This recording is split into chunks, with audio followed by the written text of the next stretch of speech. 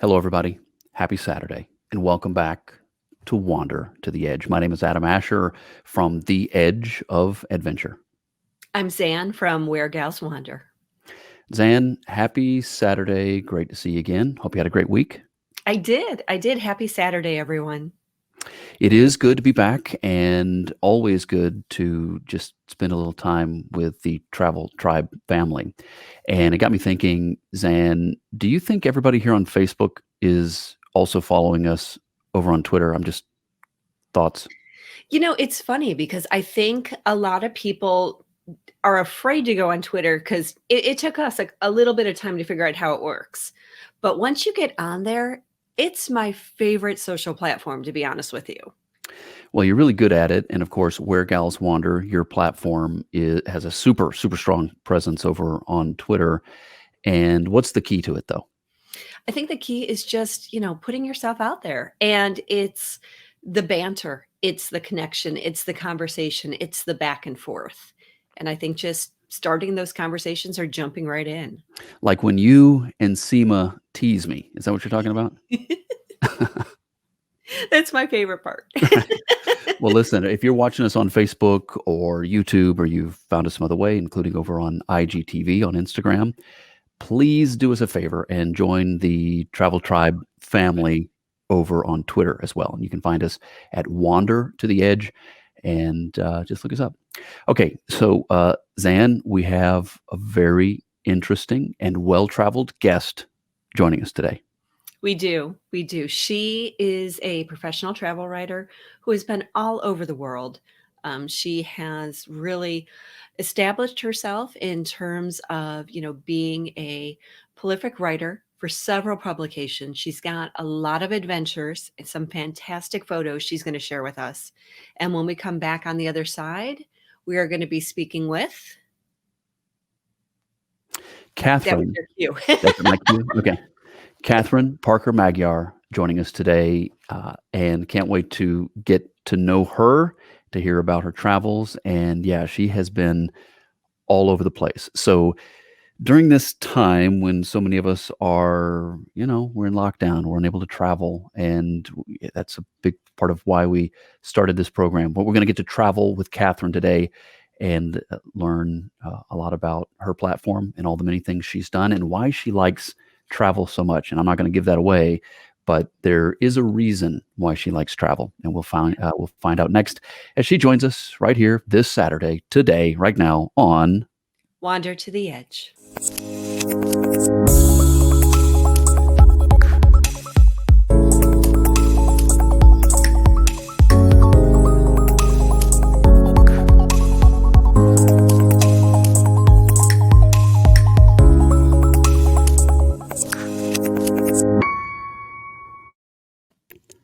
Katherine, welcome to the program. Thank you. I'm so excited to be here. Thank you for having me. Well, it's great to have you, and it's going to be fun learning about this very extensive platform that you have, and the writing, and all the places you've been, and all the things you've learned. So, again, thanks for taking time to join us here on Wander to the Edge. Yes, I'm excited. So, Katherine, why don't we start out just with some of your basic numbers here? Kind of share with us, how long have you been doing this? How many countries have you traveled to? And just a little bit about yourself. Of course. So I have been travel writing since, I guess it would have been spring of 2017. It's when I started to truly travel and write about the trips that I was taking. And I'd always been interested in becoming a travel writer, but sort of first and foremost, I really wanted to become a writer. So I had worked as a freelancer, and I'd gone to grad school, got my degree in literature, and just felt really lucky. But also, the second I started travel writing, I really focused on it because it was something I wanted to do. So I've been to 64 countries, all 50 states. And yeah, I've seen some spectacular places, which I'm happy I traveled so much before the plague happened, because it was almost like I knew a plague was coming. So now I'm in lockdown and I still have enough stories to last me for a little bit. But yeah, I definitely, before I started travel writing, I traveled a lot with my family growing up, and and not always super luxury. Do you know what I mean? Like we would drive, I'm from New Jersey. We would drive from New Jersey, California, and back. So I'd seen all 50 states before I started travel writing, but I felt that I learned a lot of good lessons that would help me as a professional traveler. Among them, be flexible. I remember falling asleep and being like, are we there yet? And my mom was like, you're going to fall asleep, wake up, fall asleep again, and we still won't be there. So just sort of learning to go with the flow, learning to sort of, be curious and appreciate what's around you. And yeah, the journey is half of it. So the journey is the destination in a lot of ways. So yeah, that helped me professionally, although I wouldn't have guessed it as a kid. So, Katherine, what do you think then is one of the primary lessons that traveling teaches us? I think that travel is really other people. And what I think, to quote Mark Twain, he has, and I don't know how I can really say this better than him, but travel is fatal to hatred, bigotry, and narrow-mindedness. And I really find that to be true. I think that from all the places I've ever been, it's always the people and always the relationships and the friendships that I've made that stay with me and stay with you forever. And I think you also realize like how people are so similar in so many different ways, like all around the world. Talk to anyone about like a breakup or what do you think happens when we die, or just like something.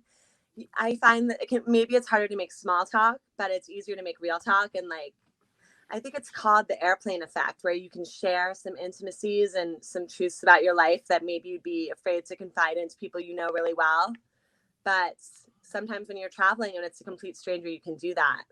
So I think that the biggest lesson travel teaches you is that, you're small, the world is huge, and to have a little bit more empathy. And that's what I think the world needs more of. So I think travel is really a good force for good in the world in that sense. One thing that I've learned is that travel also teaches you patience. Mm-hmm. To your point about just learning to go with the flow, right? Like you have to learn to go with the flow when you're traveling. Otherwise, you're just not going to enjoy it. Very true. Yeah.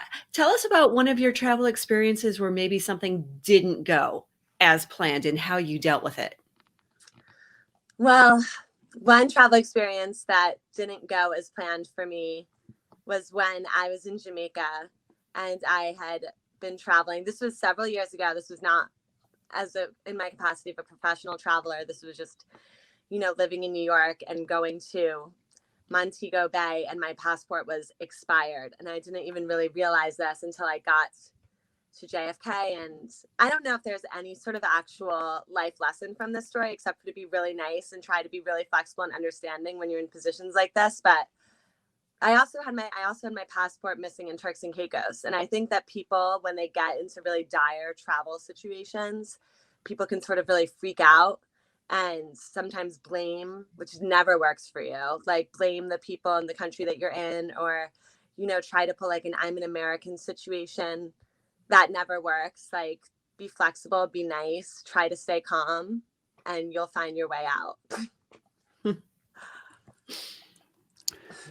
Katherine, what would be one of your most favorite travel experiences? And that's kind of a tough question, I would think, because you've been to so many places, and each one I'm sure is beautiful and wonderful in its own way. But is there something that sticks out and you're like, this was one of those moments I would never ever forget? Yeah. So I went to Peru last summer. 2020 is kind of a wash. So 2019 is what I mean to say. I went on the REI Asangate trek. And what it was you started out in Cusco, sort of went up to Machu Picchu, and then you hiked up to the Asangate, which is one of the highest and most sacred mountains in the central Andes. And it's in conjunction with Andean lodges. And basically, I was hiking and sleeping in the highest lodges in the world. When you get to this part of the central Andes, like there are no roads, there's no cell phone service, obviously no Wi-Fi. It was me and like the people who are on the hike with me and our amazing guides. And, you just woke up every day and then you just walked. And this was my first time doing a major trek. And, I'm a little delusional. I was like, yeah, I'm in great shape. And it was fine. I was thrilled to discover that if you use Diamox, you're not really going to feel the effect of altitude sickness as much. It's over the counter in Peru. Don't be too proud to take it. And just the beauty of where I was and the ability to really slow down without having any sort of real distraction. And there was like a real meditative quality to just hiking every day or just walking. You wake up and you walk for like 10 miles a day. We went up to about 16,000 feet. And the people that I met were spectacular. We ended our trek at Rainbow Mountain, which is now, I think, is very famous, where it's sort of the striped, colorful mountain that you see like the pictures of everywhere in South America. And there are all these people who'd come up just for a day from Cusco with their oxygen, with like little portable oxygen, and taking the long road. I recommend taking the long trek there because it was just spectacular, and learning more about the history of the Central Andes too. And it was a situation where tourism really helped because Canada, in a rare international misstep, was going to drill into the Rainbow Mountain, which is like one of the most sacred and religious places, in like all of Peru. And in figuring out how they were going to be able to save the mountain, I talked to Roger Valencia, who was the Minister of Culture in Peru.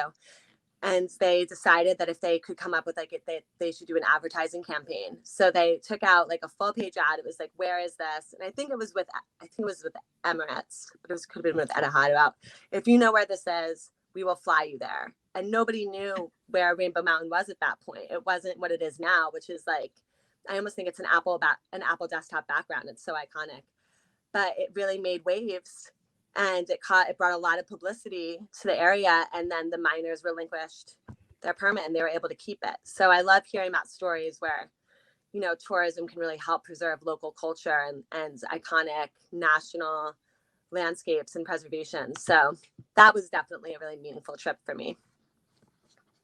I love that story because often we hear about ecotourism and the impact of tourism and how it can have a negative effect.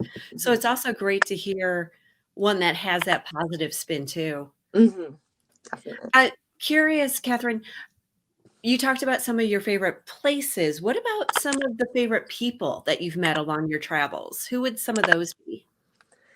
So when I was in the spring of 2019, I went on this trip to the heart of the Amazon rainforest with Amazon Nature Tours. So I was sailing up the Rio Negro, and the entire staff on our eco cruise were all from the Amazon. They were all like from indigenous populations within the Amazon. And I loved it. And the two people who really stood out to me, Estevan, who was really cool, and then Alex Tucano, who has Alex Marquez. He has like 15 middle names. He's from even actually further into the Amazon rainforest than we even went on our trip. And I mean, not only was he just like sort of a life icon, like he knew everything about everything, was super funny, but just the stories that he would tell me about growing up in the Amazon. Like I was very, very eager to see a jaguar, which it's very difficult to see them. There's a lot of Amazon, and people, Alex was like, you also don't really want to see a jaguar. Like that's not a situation that like usually works well for people if they like see one in the wild. But so we were talking about it, and he told me the story about how when he was a kid, he was with his parents and his siblings, and they were all doing a barbecue along the Amazon River. And they just started to hear like a little bit of footprints or just some breathing. And then his dad or mom like identified that there were jaguars. They were circling their house. So he went with his like mom and dad, and they swam into the Amazon River and hid under a canoe. And all of the jaguars ran, and they were jumping on top of the canoe. And and Alex had to hide out under that canoe for like an hour or so until the jaguars left, which was just amazing. And just, I feel like the people that you meet also give you more perspective. Like the Amazon is famous for the pink dolphins, which I love them. They're a little bit unattractive, like up close and personal. They look a little grungy, but they're like have all of these iconic sort of, there's all this legend. There are all these like legends around them in the Amazon. Like they have these different festivals that between different Amazonian villages, they're called saints festivals. And there's this legend that a pink dolphin will put on a hat and like walk up out of the Amazon as like the most handsome man and attend the parties and sleep with the most beautiful woman. So whenever there's an unwanted pregnancy in Amazonas, they blame it on the pink dolphins. So like, these are the kind of stories like I want to hear.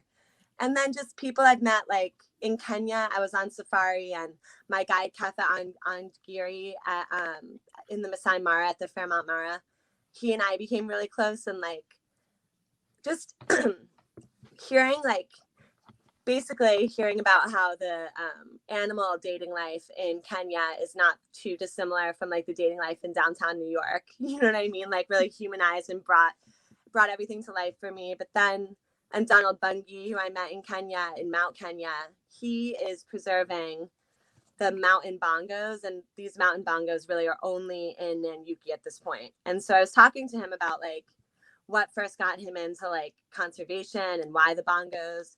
And he told me this amazing story about how when he was a little kid, he really wanted a chicken, and his mom was like, okay, like we'll get you like one chicken. And then after the chicken, he was like, I wanted to go. And his parents were like, you figure it out. So he like went from having one chicken and then was able to like breed the chickens to having a goat, to having sheep, to having all these cows. And like, I was like, great. If there's one person who's going to save a population, it's going to be Donald, who was like given an egg and like made his own menagerie growing up in Kenya. So just hearing people's, like just different people. I mean, it's nice too, because I'm in touch with everyone still via WhatsApp, Instagram, Facebook, Twitter. I think that makes a huge difference, particularly with like WhatsApp and Instagram, because, I'll write a story and from a trip, and then there are always 10 more I want to write. And you need to keep in touch. And also, just as much as I feel like you like meeting people, people like meeting you, because I'm sure I'm absolutely ridiculous to half the people I meet. So, it's nice to keep in touch. Katherine Parker-Magyar is our guest today right here on Wander to the Edge. Great to have her on the show and hear about her travels, get to know her a little bit. And I think as we get to know her, it's not going to be fair if she doesn't also fill us in on her writing career, because she likes to travel. She's been all over, but she has written extensively about these travels, and she's done so on some very well-known platforms. And Katherine, fill us in on that, because I know you've had some really remarkable success as a writer for major publications in the travel space. Mm-hmm. Thank you. Yes. So my work has been published in Departures Magazine, Daily Beast, Forbes, Architectural Digest, Business Insider, The Week, TripSavvy, Elite Daily, Brit & Co. A ton of different publications. I would say my favorite story that I've written was probably one of my first major stories that I wrote for Brit & Co., which was about my trip to Kenya. And it was called like Why You Should Come Home to Kenya, because that was what everyone would say when I was on the first direct flight from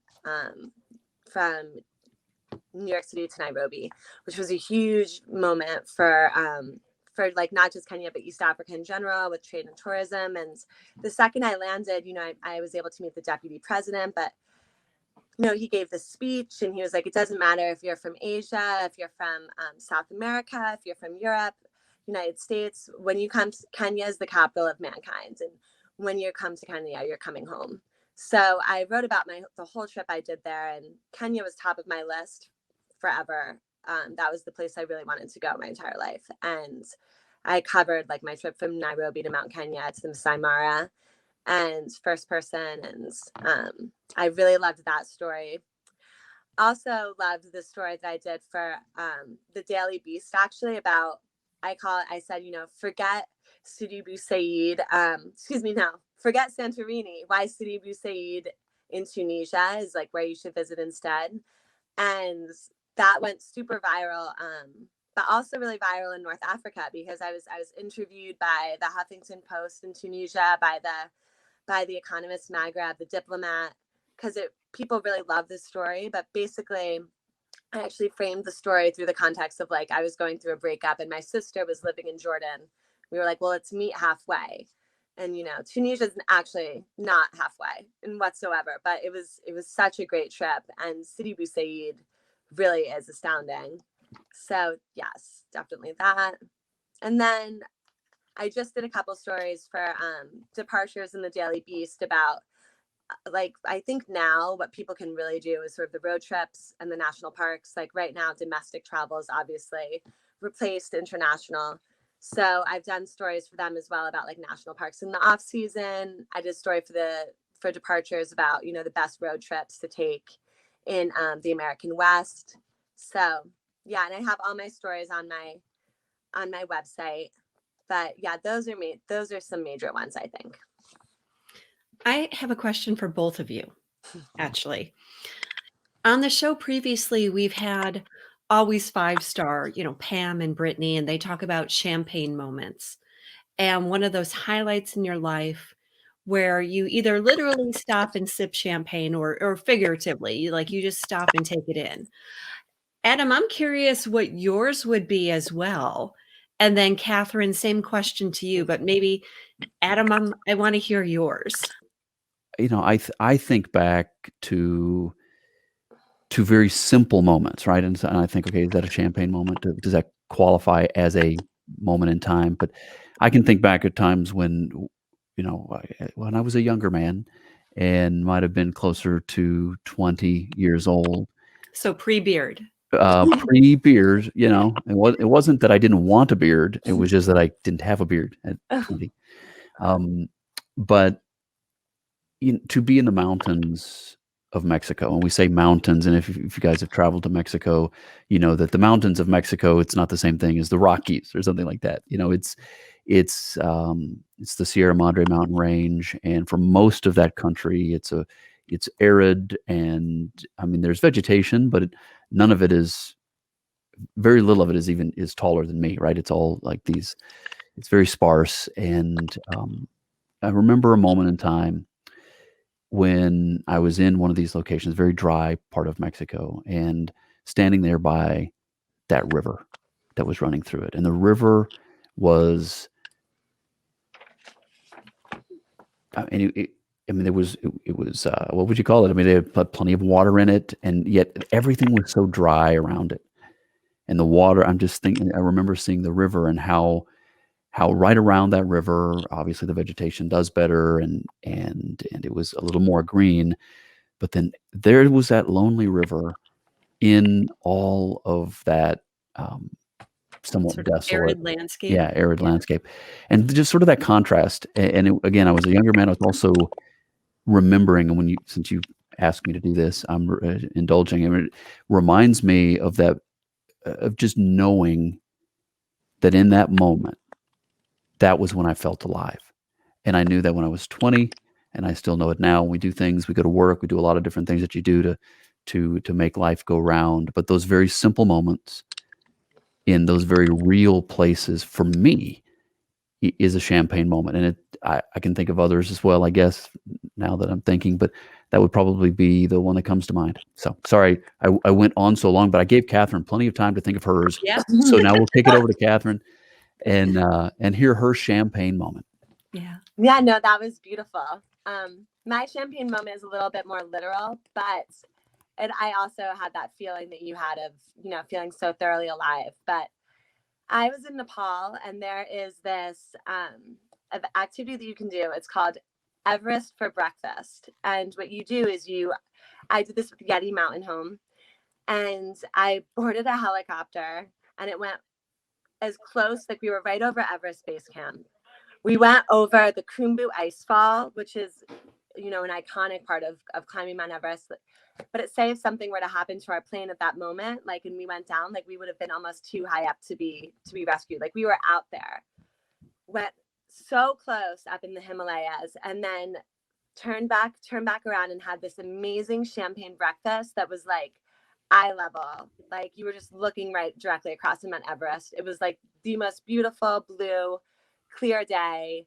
And I think there are certain places in the world that everyone probably is called to. Like, I think it's Edmund Hillary who said, why do you want to climb Everest? Because it's there. Like, I fortunately do not have the desire to climb it, but like I did have the desire really to see it. And there's just something, I mean, Nepal in general was such a revelation, and it was one of my favorite countries I've ever visited.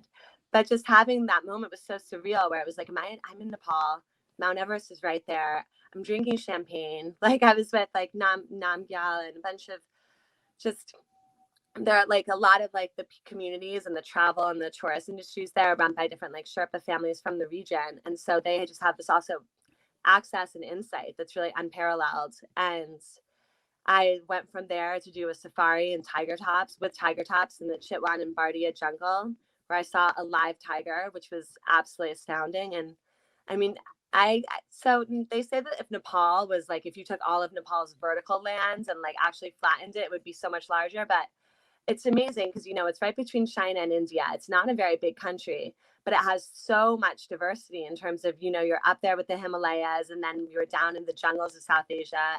And then I ended the trip doing a trek with Mountain Travel Nepal. And, you know, I don't always write about food. So for me, like at this point of the trip, we were hiking. Hiking in Nepal is sort of different than hiking in Peru. I mean, I really recommend going with Mountain Travel because I never saw another human. And, you know, you always hear like, oh, it was like bumper to bumper traffic, like we're hiking in a base camp, but I truly never saw anyone else. But it was definitely more vertical. And like, for some reason, I've been traveling a lot, and like, I just was like craving peanut butter and jelly sandwiches. And like, you know, I just wanted comfort food. And we were on our last day of not our last day. We were summiting that day. We were summiting Pikey Peak, which was awesome. And I got to the top. I'm like so thrilled, partially because like I'm good at going, just like all things in life. I'm great on a downhill descent, but you know, the uphill was sort of a challenge for me, but it was worth it. I got there. And then Sogat, who's one of my favorite people I've ever met traveling. He was one of my guides with Mountain Travel Nepal, and he and I were just like immediate friends. Like he liked the same music I did. We had the same sense of humor. And then I'm at the top, and he hands me a peanut butter and jelly sandwich. And then I put on Bruce Springsteen. I think I put on Born. I don't know. Oh my God, I don't even remember. I might have put on Born in the USA or something. I put on a Bruce Springsteen song. I was having peanut butter and jelly sandwich. I was looking at Mount Everest, and I was like, oh my God. You know what I mean? It was like the prayer flags were around me. So that was so I'm gonna put both my champagne moments, I guess, in Nepal.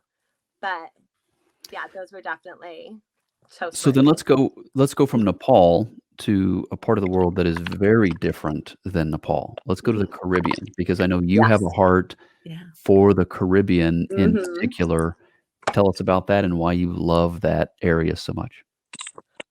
So I think part of the reason that I really love the Caribbean is I didn't grow up traveling as much to the Caribbean. And I'd always wanted to, but my parents were like, and this is a huge misconception that I feel I'm professionally dedicated now to shifting. But they're like, oh, well, we don't really like sitting on the beach, you know, like we're not beach people. And which is like a huge, like there's so much more to the Caribbean than just beaches. And I personally myself, like I don't love all-inclusive resorts. And I also don't like just sitting on the beach all day. And the Caribbean is one of my favorite areas in the world. And for a couple of reasons. I mean, one of them is I feel like the culture there and the history there is just like fascinating and just like so beautiful and interesting. I almost feel like the Caribbean is like a floating nation. Like each island has its own distinct, you know, character, culture, history, type of food. But then there's definitely like sort of a shared story as well. Um, I first went to the Caribbean when I was like just after high school. I went to the Bahamas and I had fun, but to be quite honest, I was like 18 years old and it was like a high school celebration trip. So the second time I really went back was when I went to Jamaica, which I know I touched upon before, but I'd read a lot about Jamaica before I visited. And I had my, oh my God, what is his name? Oh my God, I'm obsessed with him. Okay. I'm still in touch with with the man who was my taxi driver who took me from Kingston to Montego Bay. And his name is Philip. I'm blanking right now on his last name, which is really embarrassing because I talked to him like a week ago, but he basically did a detour for me through Trenchtown and like took me through the heart of Trenchtown. And we just sort of just hearing like his own history in Jamaica and just the larger history of Jamaica just sort of sparked something in me where I was like, okay, now I need to go to Dominica, Grenada, Barbados. So I've been to like 18 of the islands at this point, and I cover them for TripSavvy. So I'm the Caribbean expert there. And what I also found really inspiring, and what still continues to inspire me, is I've been to more museum openings in the Caribbean than like really. I was in Dominica for a week. Oh, his name is Philip Linton, by the way, my driver. It just came to me, and I need him. I need him to know that I remember. So, but Dominica, I was there, and during the time I was there, I went to like the opening of the Calinego Heritage Center, and that's like the Calinego people and a lot of other parts of the Caribbean were wiped out by conquistadors, but because Dominica is so mountainous and volcanic, and that culture survived. So, and just a lot of the governments too, compared to other governments, are like they're more recently created. And so it's like still a place where a lot of these island nations are in flux or undergoing change, and it's just an exciting time to reporting, and I want to help change the narrative a little bit about this idea that all of these Caribbean islands are the same, because they're really not, and that there's more to the Caribbean than the beach.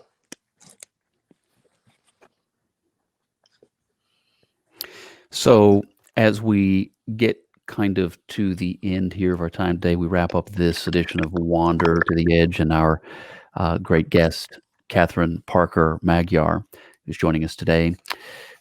Let's why don't we wrap it up with this question? What is it about travel that is transformational or can be transformational if we cooperate with it? So I think that the part about travel that can be transformational if you're open to it, I also don't even know if you need to be open to it in all necessary ways for it to be transformational. I think that there's something so immediately arresting about being in a place where people are different than you and you don't know where you are.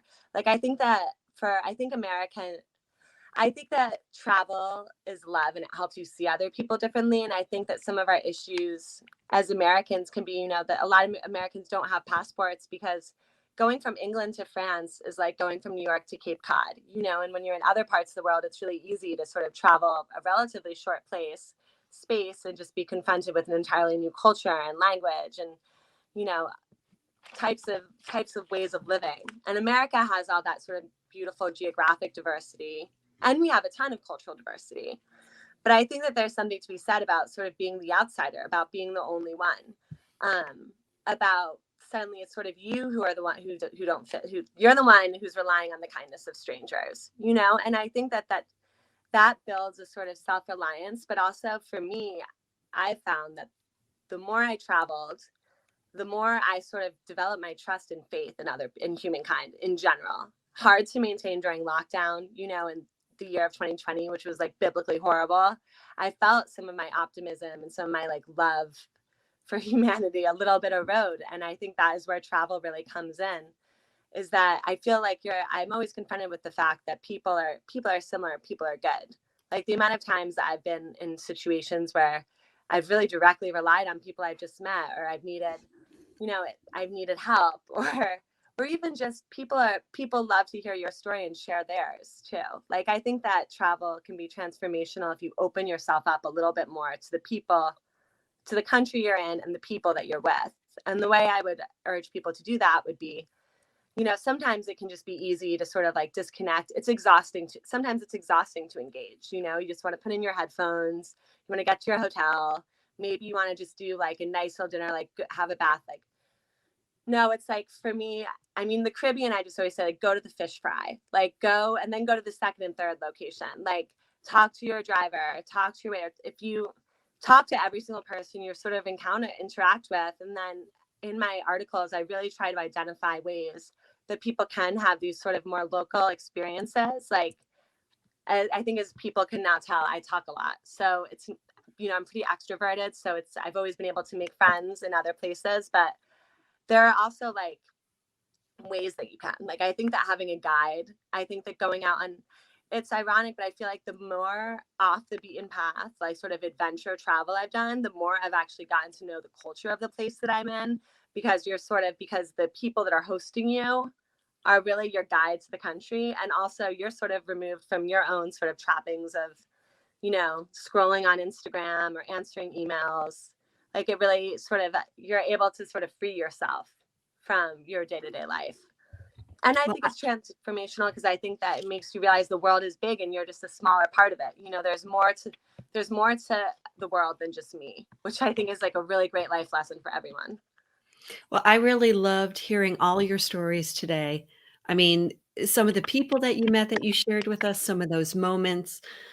So I want to encourage everybody to get to know Katherine Parker-Magyar a bit more. Start at her website, katherineparkermagyar.com. It's there on the screen, and from there you can get the links to her social media, and highly encourage you to do that as well. Great social media presence. And so, Katherine, again, just want to thank you for your time. Thank you. And Zanne, as we wrap up the show, just a quick reminder to those that want to get to know you a bit better, they need to look you up at wheregalswander.com. And if they want to hear more about deserts and lonely oases rolling through the Mexico mountains and places like that, they can look me up at theedgeofadventure.com. And adamasher.com. And adamasher.com. And I'm looking at what I have on the screen here, and I notice my website's missing the .com. So make sure you put that on there. That's how you'll find me. Katherine, you're awesome. I appreciate you. And Zanne, have a great weekend. Everybody enjoy your Saturdays. We'll let you get back to what you're doing. And then we will catch you again next week.